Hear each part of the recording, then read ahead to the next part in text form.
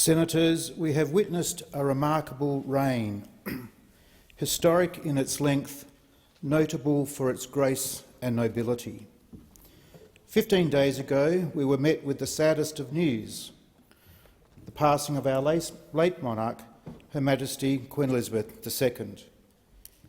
It's been a time of conflicting emotions, profound grief for our loss, but an equal measure of gratitude for her love and service, given until the very end of her life. Her presence gifted us with familiarity and unity in good times and bad. Our Queen believed in our community and common decency, which mirrored her own. Above all else, she embodied devotion to service above self. It was the living fulfilment of a promise made to the Commonwealth in 1947 and mentioned many times today. At a service to celebrate the Queen's life in Perth's St George's Cathedral this week, it was highlighted that the promise concluded with the prayerful commitment, "God help me to make good my vow." There is no doubt that is exactly what happened. Queen Elizabeth II was not a queen above us, but a queen among us. From the moment she set foot on Australian soil in February 1954, a lifelong bond was formed. In his opening to these condolences, Senator Farrell noted that Her Majesty liked and trusted us. We liked and trusted her too. And her death has been greatly felt in my home state of Western Australia. The Queen visited Australia 16 times during her 70 years on the throne. 7 of those visits included Western Australia. The late Queen's visit coincided with a polio outbreak in Perth. Like the recent pandemic, it required enforced social distancing. Events were cancelled or held outdoors, and the shaking of hands was forbidden. But the Queen came, and West Australians loved her for it. She visited Western Australia again in 1963, 1974, 1981, 1988, 1992 and 2000, and she was warmly received on each occasion. In October 2011, aged 85, and having just attended the Commonwealth Heads of Government meeting in Perth, the Queen was hosted by almost 120,000 West Australians at the Great Aussie Barbecue on Perth's Esplanade. The enjoyment of the Queen and the Duke of Edinburgh was palpable.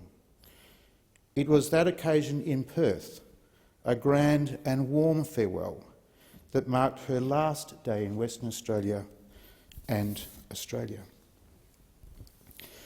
The West Australian newspaper has given West Australians an opportunity to express in their own words tributes to our Queen this week.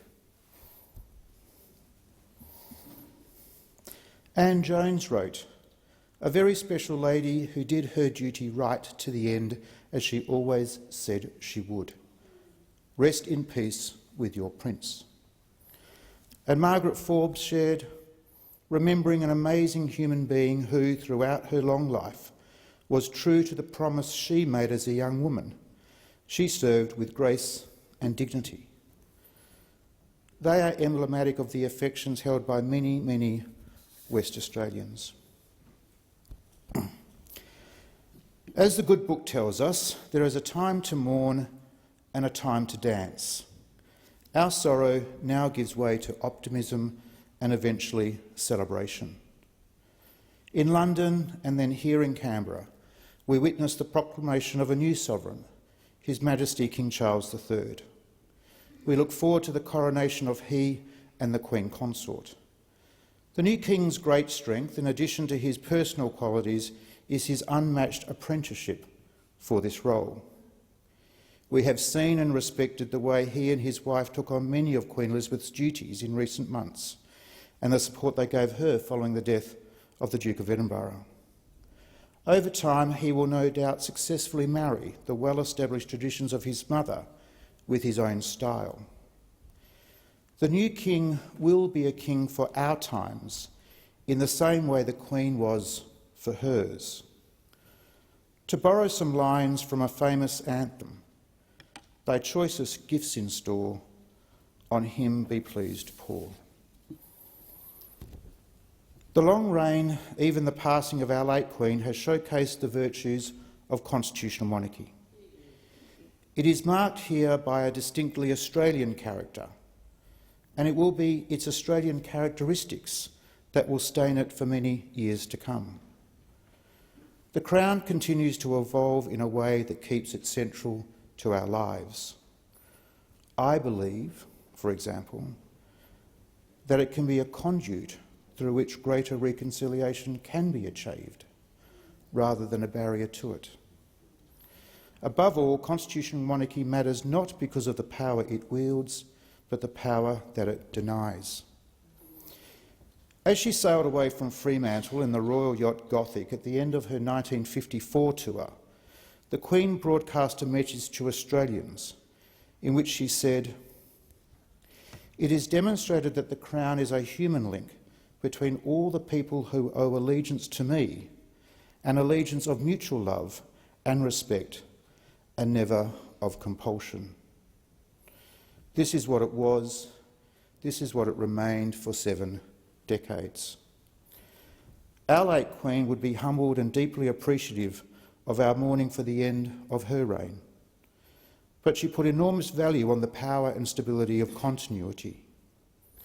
She would expect us to embrace this new era and all it promises with confidence and faith. So may God save the King. Thank you, Senator Smith.